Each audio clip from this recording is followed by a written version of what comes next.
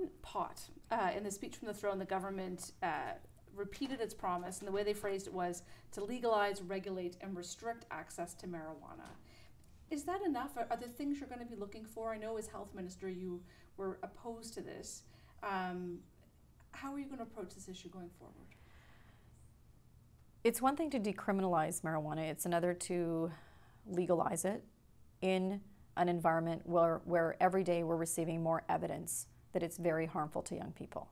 Just this week, the Canadian Pediatric Association came out and said this is a dangerous drug for young people, and especially for little kids.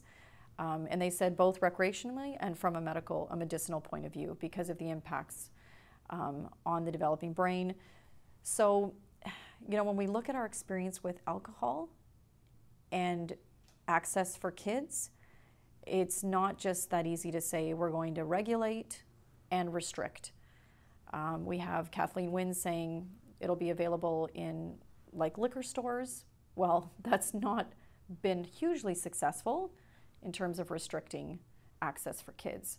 So we'll be watching that. That to me is the number one issue. I mean, that's the issue for me, is how this is a public health issue also.